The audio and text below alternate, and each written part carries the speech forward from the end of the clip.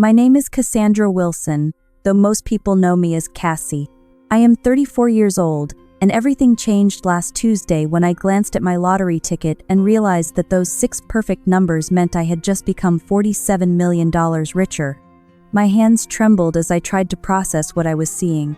At first, I could not believe it. Then, as the shock slowly faded, an unexpected sense of resolve took hold of me. I decided I would not tell anyone, not a single person. My family and money had never mixed well, and past experiences had taught me exactly what silence could protect. Until that life-altering Tuesday, my existence was painfully routine. I worked as an accountant at a small marketing company in Portland. I earned enough to survive, but never enough to feel secure. My one-bedroom apartment on the edge of the city was modest and unremarkable, but it gave me a sense of independence that I clung to. Every morning began at 6 with a cup of coffee and a lingering dread of deadlines and bills. My job consumed most of my life, especially during tax season, when 60-hour workweeks blurred together until days felt indistinguishable. Exhaustion became normal. My family life was even more complicated. My parents, Gregory and Diane Wilson, divorced when I was 14. Within 2 years, they had both remarried. My father, a high school physics teacher, married Stephanie, a real estate agent whose lifestyle far exceeded his income. My mother married Warren, a wealthy businessman known for his strict control over money. Somewhere in the middle of all that, there were my siblings. My younger sister Lisa, now 30, had always been the family favorite. She graduated from an Ivy League school, married Paul, a successful surgeon, and settled into a picture-perfect suburban life with 2 beautiful children. My older brother Jason, 36, was the complete opposite. He was intelligent and charismatic, but stability had always eluded him. He drifted from job to job and relationship to relationship, treating family loans like a revolving door. The pattern never changed. A frantic call, a heartfelt apology, a promise to repay, followed by silence until the next financial disaster. The rest of the family was no easier. My Aunt Martha, my mother's younger sister, was the rare exception. She was genuine, kind, and dependable. She worked as an elementary school teacher, living on a modest salary, yet somehow always found a way to be there when someone needed her. Her aging Honda rattled as if it might fall apart at any moment, and her tiny apartment overflowed with books, plants, and warmth. Complaining was simply not in her nature. That could not be said for my Aunt Heather, my father's older sister. She had married into wealth and made sure everyone knew it. Holidays with her were exercises in subtle cruelty. She made condescending remarks about my job, my small apartment, and my lack of a husband. Her son Ryan mirrored her arrogance, though not her fortune, and his growing gambling addiction was a family secret everyone politely ignored. Years of watching generosity turn into regret had hardened me. 3 years earlier, when Jason begged for $5,000 to enter rehab, I drained my savings to help him. I later learned he never even checked in. When Lisa claimed she was short on wedding expenses, I put $2,000 on my credit card after she promised to repay me after her honeymoon. That promise never materialized. 5 years passed, and I was still waiting. When my father called asking for help repairing his storm-damaged roof, I sent him what I could spare. Weeks later, I scrolled through social media and saw photos of him and Stephanie lounging on a beach in Cancun. The only person who truly knew how deeply these moments hurt me was my closest friend, Charlotte. We met in college, and unlike so many relationships in my life, ours never wavered. She worked as a nurse, understood the meaning of hard work, and never judged me for the tangled emotions I carried toward my family. Whenever resentment crept in, she gently reminded me that not everyone was trying to exploit my kindness. Work offered little relief. My supervisor, Arnold, had a habit of presenting my ideas as his own whenever clients were present. My coworker Derek routinely left early, leaving me to finish his tasks, yet he was always the one praised for teamwork. Still, I stayed focused, convincing myself that consistency would eventually lead to recognition. The only small rebellion I allowed myself was a weekly lottery ticket. Every Friday, I stopped by the corner shop, spent $10, and walked out clutching a fragile sense of hope. Everyone mocked the habit, My mother called it a tax on dreamers. Jason joked that I should just hand him the money instead. My father turned every mention of it into a lecture about probability and poor financial decisions. But for me, those slips of paper were never about logic. They were about possibility, a glimpse of freedom I could not quite let go of. My dreams were simple. I wanted to see more of the world beyond the fog and evergreen trees of the Pacific Northwest. I wanted to pursue a master's degree in a field that genuinely interested me. Most of all, I wanted to reach a point where a flat tire or a broken alternator did not send me spiraling into panic. Reality told a different story. My mid-30s arrived with lingering student loans, stubborn credit card balances, and a constant juggling act. Groceries, rent, and gas devoured my paycheck. Charlotte and I allowed ourselves the occasional dinner out, but even that required careful planning. I hunted discounts, clipped coupons, memorized sales cycles, and knew exactly where to find the cheapest coffee. My 10-year-old Corolla groaned whenever it rained, but replacing it was a luxury I could not imagine. I perfected the mask of composure, smiling through conversations while mentally calculating expenses, deciding whether I could afford a dinner invitation or needed to invent an excuse to stay home. That was my life before everything turned upside down. It was predictable, occasionally frustrating, sometimes lonely, but steady enough to feel safe. I never imagined that one small slip of paper would rewrite every assumption I held about myself and my family. The irony was that I bought the winning ticket on my 34th birthday. That brutal work week ended the same way so many others had. My supervisor, Arnold, once again took credit for a cost-saving strategy I had developed, earning praise that should have belonged to me. I left the office exhausted, carrying the familiar weight of frustration. Like every Friday, I stopped at Gus's corner market on my way home. Gus was an older man who had run that little store for more than 30 years. He knew most of his regulars by name. As I stepped inside, he smiled and greeted me warmly, wishing me a happy birthday. I thanked him and asked for my usual lottery ticket. On impulse, I handed him $20 instead of my usual $10 and asked for an extra ticket for good luck. He chuckled and teased that maybe today would be my lucky day. For once, I decided not to use randomly generated numbers. Instead, I chose them myself. I picked 3 and 16 for my birthday, 12 for my mother, 21 for my father, 9 for Aunt Martha, 30 for Charlotte. 6 numbers tied to the people who had shaped my life, for better or worse. That evening, I treated myself to Thai takeout and opened the bottle of wine Charlotte had given me. I celebrated quietly at home. The drawing aired at 8 o'clock, but I barely paid attention at first, scrolling through photos of other people's elaborate birthday parties. When I finally checked the numbers, I expected the usual disappointment. The first number matched, then the second. My pulse quickened. As each number appeared, my breath grew shallower. When the final number was announced, I froze. I checked the ticket again and again, convinced I had made a mistake. I rewound the broadcast to be sure. Every number matched exactly. My hands shook so badly that I dropped the remote.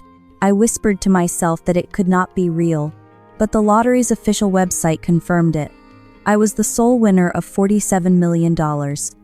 After taxes, the payout would be approximately $28 million. The amount felt unreal, especially for someone who had spent the afternoon celebrating a discount on laundry detergent. Sleep was impossible that night. Instead, I sat in front of my laptop, reading everything I could find about lottery winners. What I discovered was deeply unsettling. Story after story described families torn apart, friendships destroyed, and ordinary people ruined by sudden wealth. There were accounts of relatives and old acquaintances appearing out of nowhere, demanding money. Many winners ended up bankrupt, isolated, and miserable. By dawn, I had made a decision. I would claim the money, but I would not tell anyone. Not my parents. Not my siblings. Not even Charlotte. At least not yet. I needed time to understand what this fortune meant before anyone else tried to shape it for me. That morning, I called in sick for the first time in 3 years and scheduled a meeting with an attorney named Philip Montgomery, who specialized in estate and financial law. His office was located in a sleek downtown building. Sitting in the waiting area with the winning ticket tucked inside my purse, I felt completely out of place. I was an ordinary woman carrying an extraordinary secret. When Philip greeted me, his demeanor was calm and professional. I placed the ticket on his desk and told him quietly that I needed to claim it without anyone knowing my identity. He raised his eyebrows briefly, then assured me that I had come to the right place. Over the next 2 hours, he explained my options. In my state, lottery winners could remain anonymous by claiming the prize through a trust or legal entity. He walked me through the process of creating a blind trust, handling taxes, and assembling a team of financial experts to protect the money. He warned me that the most common mistake winners made was sharing the news too soon. Hearing that confirmation felt like relief. I told him I wanted to handle everything properly and that I did not want the money to destroy my life. When I left his office with a folder full of documents and a detailed checklist, I felt a strange mix of exhilaration and unease. From that day forward, I lived 2 lives. To the outside world, I was still the same overworked accountant. Privately, I was a woman who now sat on millions of dollars. Over the next 2 weeks, Philip and I established the trust, claimed the prize, and built investment accounts. Together, we created a long-term plan that would secure my future even if I lived to be 100. The money was real now, sitting quietly in accounts under my control, yet nothing about my daily routine reflected that reality. I still went to work each morning, made small talk about bills and deadlines, and drove home in the same aging Corolla. The secrecy weighed on me, creating an odd combination of power and isolation. I began thinking about my family constantly. If they knew, would they celebrate with me, or would they see me as a resource to exploit? The question gnawed at me until, one sleepless night, an idea began to form. What if I could discover their true nature without revealing my secret? What if I could test their loyalty before deciding who, if anyone, deserved to know about the money? By morning, the plan was clear. The idea would not leave me alone. The more I thought about it, the more it made sense. I did not want to punish anyone. I simply wanted clarity. I needed to know who genuinely cared about me and who only cared about what I could provide. Before doing anything, I scheduled another meeting with Philip to make sure every financial protection was firmly in place. Together, we reviewed the trust structure, diversified the investments, and created a modest checking account that allowed for small, believable withdrawals without raising suspicion. The rest of the money was locked away, inaccessible to anyone but me. Philip assured me that my financial future was completely secure. He told me that I could walk away from my job that very day if I wanted to. The thought was tempting, but I knew it would raise too many questions. I decided to keep working until I understood what I wanted my next step to be. That evening, I invited Charlotte over for dinner. We sat on my small balcony, sharing a bottle of wine as the sun dipped below the horizon. The loneliness of carrying such a massive secret finally pushed me to share part of my plan with her. I told her I was thinking about running a small experiment. I explained that I planned to tell my family I had lost my job and needed financial help. I wanted to see who would actually be there for me when I was the one in trouble. Charlotte immediately looked concerned. She told me the idea felt manipulative and asked why I would put myself through something like that. I explained that I was exhausted from always being the dependable one. I needed to know if any of them would ever do the same for me. She suggested that I should simply talk to my family honestly and explain how much their behavior had hurt me. I told her she knew my family well enough to understand that honest conversations were not our strength. She warned me that I was the one most likely to get hurt, but she could see that I had already made up my mind. By the end of the evening, the plan was fully formed. I chose a story that sounded serious but believable. I would say the marketing firm had collapsed after losing major clients and that I was suddenly unemployed. I would claim I needed $5,000 to cover rent and medical bills while searching for a new job. The amount was carefully chosen. It was large enough to matter, but not so large that it would seem unrealistic. Every person I planned to approach could afford it without hardship. I made a list. My mother and Warren, my father and Stephanie, Lisa and her husband Paul, Jason, Aunt Martha, Aunt Heather, and my cousin Ryan. 10 people in total. Every one of them had relied on me for money, favors, or emotional support at some point. I had always said yes. The next day, Charlotte reluctantly helped me rehearse the story. She reminded me to sound worried, but composed, and warned me that people would ask questions. I prepared answers for everything. I would say the company's CEO had been caught embezzling funds and that the firm was under investigation. That explained the sudden shutdown and the missing final paycheck. If they asked about my job search, I would explain that I had been applying constantly but that accounting positions were competitive. I would mention a few interviews, nothing confirmed. I would also say that my savings were gone after covering recent medical tests, carefully avoiding details so their imaginations could fill in the gaps. As I practiced the story, guilt crept in. Maybe Charlotte was right. Maybe this was manipulative. But then I remembered every time I had drained my own bank account to save someone else.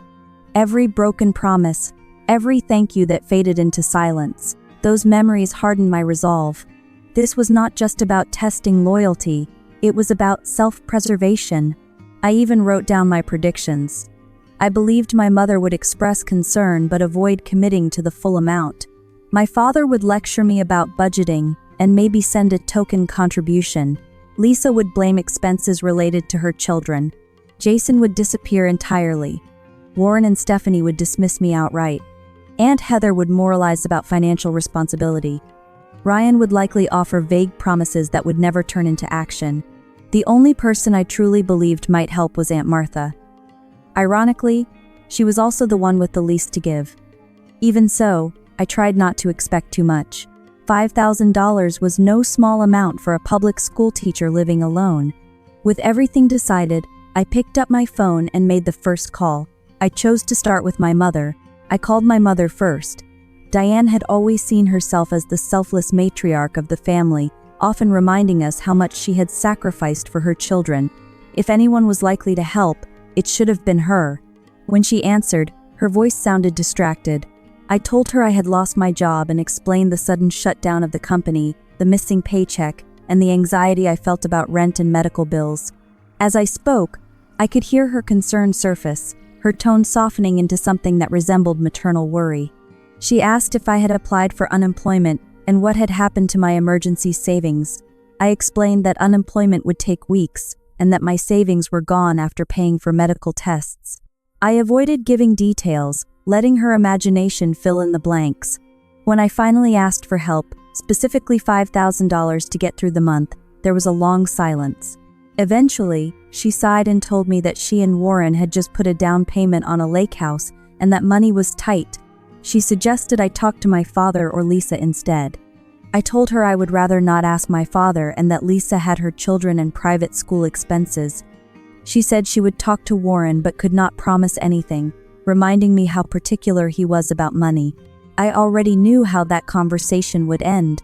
Warren had made it clear from the beginning that his finances did not extend to me. Before hanging up, she expressed sympathy and told me that things had a way of working out. She even suggested it might be a good time for me to consider a more stable career. After the call, I wrote down her reaction. She had shown concern, but her first instinct was to redirect responsibility elsewhere. The next day, I met my father for coffee at a busy cafe downtown. I chose the location deliberately, hoping the public setting might soften his response. He immediately commented that I looked tired. I told him the same story. He listened the way he always did, analytically and without emotion, like he was grading an exam. When I mentioned needing financial help, he leaned back and began lecturing me about budgeting, savings, and financial discipline. He asked what had happened to my 6-month emergency fund and questioned my spending habits. I explained that life had intervened, medical bills and car repairs, but he continued dissecting my supposed mistakes. He talked about sacrifice, employment trends, and personal responsibility for nearly 20 minutes. He never once offered actual help. Eventually, he told me that he and Stephanie were preparing for retirement and that touching their savings would be irresponsible. He said this experience would build character and that sometimes hitting bottom taught valuable lessons. I left the cafe holding back tears that were no longer part of the act. Lisa was next. I drove to her immaculate suburban home on Saturday afternoon while her husband was out. Her house looked like something from a lifestyle magazine, with polished floors, designer furniture, and carefully arranged family portraits. She reacted with exaggerated sympathy when I told her I had lost my job. For a brief moment, I thought she might surprise me. Then I mentioned the money. Her expression shifted almost instantly. She explained that they had recently bought a new car, that tuition payments were expensive, and that they were in the middle of remodeling their bathroom. She said her husband handled most of the finances and was very strict. She offered to talk to him and possibly help with a smaller amount. She also suggested that I could stay with them temporarily, though her guest room was currently filled with boxes. I could already tell how that conversation would end. Jason's response was worse. I sent him a message explaining the situation.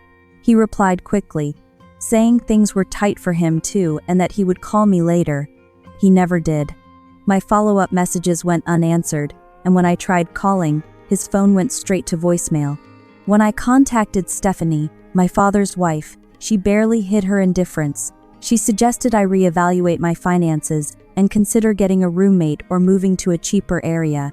When I reminded her that I had helped pay for repairs on their vacation cabin, she dismissed it, claiming it was different because it was shared family property.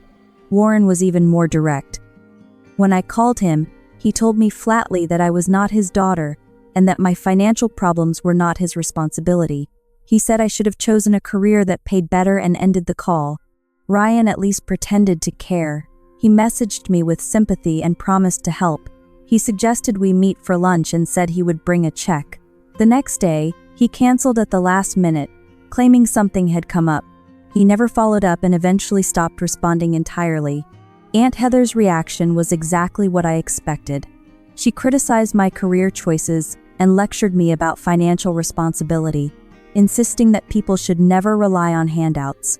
By the end of the week, I learned that she had already begun sharing my supposed financial recklessness with other family members. After days of rejection, excuses, and silence, I felt emotionally drained. The experiment had confirmed everything I feared. 7 people who had relied on me in their worst moments could not offer even modest support when I needed it. Then my phone rang. It was Aunt Martha. Aunt Martha called before I had even reached out to her. She told me my mother had mentioned that I lost my job and asked if I was holding up. The concern in her voice was immediate and genuine. She suggested we have lunch the next day. We met at a small diner near her apartment. She looked the same as always, with silver streaks in her hair, simple clothes, and a warmth that made me feel safe the moment she hugged me. She listened carefully as I explained what had supposedly happened. She asked practical questions about my job search and offered to connect me with retired colleagues who might know of openings. When our meal ended, she reached into her purse and slid an envelope across the table. Inside was $3,000. She told me she knew it was not the full amount I needed, but that it would help with rent. She also offered her sofa if I needed a place to stay. I tried to refuse, knowing how little she had, but she insisted. She said that family helped family. I accepted the envelope, overwhelmed. The tears that came were not part of any performance. They were raw and unexpected. Driving home, I held that envelope as if it were something sacred. Later that night, I looked into her finances. What I discovered made my stomach tighten. The money she gave me represented nearly all of her savings. She had been quietly managing complications from type 2 diabetes, and her medication costs had recently increased. She had taken on extra tutoring work to afford them. The contrast was devastating. My mother had recently spent thousands remodeling her bathroom, yet could not spare $5,000 for her daughter. Aunt Martha, who had the least, gave almost everything without hesitation. The next day, I invited her to my apartment for dinner. As we sat together, I told her the truth. I admitted that I had not lost my job and that I had created the story to see who in the family would help if I truly needed it. She listened without anger. She admitted that she felt a little sad that I had felt the need to test people, but she said she understood why. She told me that people revealed who they truly were when generosity cost them something. She then shared a story I had never heard before. Years earlier, She had received a small inheritance of about $50,000 from her grandmother. Her husband at the time had pressured her to invest it in his ideas. When she refused, he forged her signature and drained most of the account to fund a restaurant venture that failed. When she confronted him, he told her the money was theirs, not hers, despite it being in her name. That betrayal ultimately led to their divorce. She explained that money did not change people, but it revealed them, acting as a mirror for values and priorities.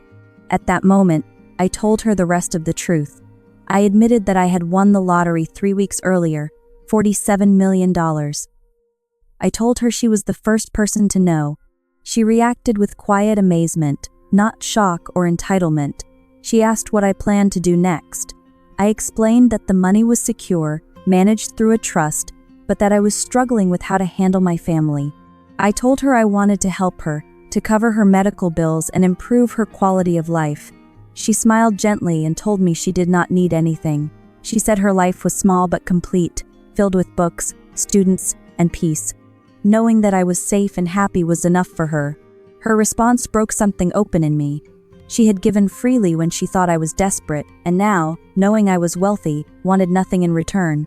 That night, messages from my family began to arrive. They accused me of asking everyone for money and trying to create conflict. Instead of concern, there was judgment. Instead of unity, there was gossip and blame. The next morning, I met with Philip again. I asked him to help me set up a trust for Aunt Martha that would cover her medical expenses and provide long-term security in a way that preserved her dignity.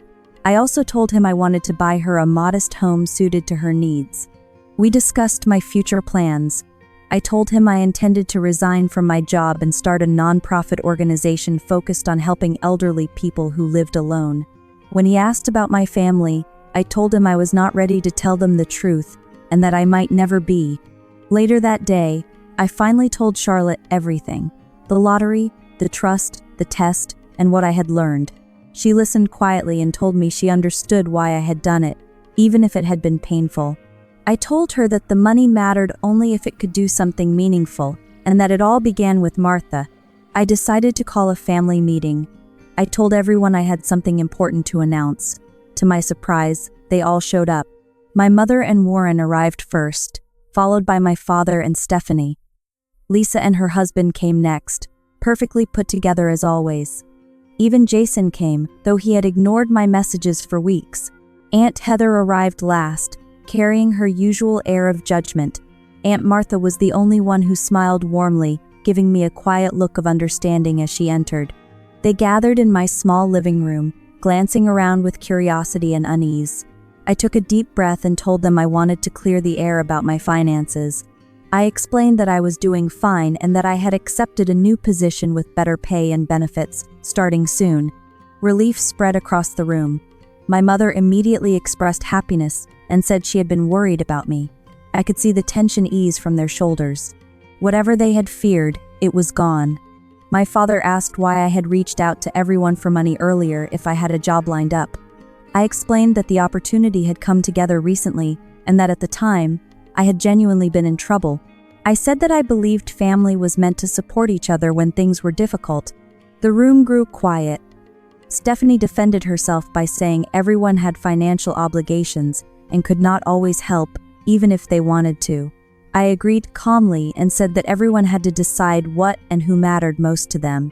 I turned to Jason and pointed out that he had not even returned my call, despite having asked me for thousands of dollars in the past. He muttered excuses about dealing with personal issues. I reminded him that returning a call would not have cost him anything. The conversation continued in the same way. I calmly addressed the hypocrisy and deflections I had experienced. No one apologized. Instead, they offered justifications and discomfort. Eventually, they began to leave, one by one, offering polite goodbyes and forced smiles. When the door closed behind the last of them, I felt relief, not anger. I realized I did not need to reveal my secret to reclaim my power. The money had already given me something far more valuable. It allowed me to see my family clearly and draw boundaries I should have drawn years ago. Aunt Martha stayed behind, quietly helping me clean up. She told me I had handled the situation beautifully. I admitted that it had been easier than I expected. For the first time, I was not afraid of disappointing them. I finally understood that they had never truly seen me. Over the next year, my life changed completely. I bought a modest home on a quiet, tree-lined street, with a small garden that greeted me each morning. A few blocks away, Aunt Martha moved into a cozy single-story home designed to support her health and comfort. I resigned from my old job and focused on building my nonprofit organization. We provided companionship, home maintenance, and emergency financial assistance to elderly individuals living alone. Within a year, we had helped more than 200 seniors. Charlotte joined the organization, and our friendship remained as strong as ever. My relationship with my family shifted. We still exchanged polite messages on holidays and birthdays, but the illusion of closeness was gone. Without the constant need for approval, the distance became peaceful rather than painful. They never learned about the lottery. To them, I was simply successful in my new career. There were moments when I quietly helped them anyway. When my father suffered a mild heart attack and faced medical bills his insurance would not fully cover, I paid the balance anonymously. When Ryan finally entered rehab for his gambling addiction, an anonymous donation covered his treatment. Martha and I spent time together often, sharing dinners and quiet evenings. Her health improved, and she retired from teaching, though she still volunteered at a literacy center. One evening, as we sat on her porch watching the sky change colors, she remarked that if I had told the family about the lottery from the beginning, everything might have looked very different. I agreed. They might have been affectionate and attentive, but I would never have known what was genuine. That painful knowledge, she said, had given me freedom. Looking back, I realized the lottery did not change people. It revealed them. It stripped away performance and showed who truly belonged in my life. Before, I had tied my worth to what I could give, mistaking self-sacrifice for love. The truth was far kinder. Love is not measured by what it takes from you, but by what it allows you to keep. Your dignity, your peace, and your sense of self. The greatest gift I received was not the money, but clarity. The understanding that the people who truly belong in your life are not the ones who appear when you have plenty to give, but the ones who remain when all you can offer is yourself.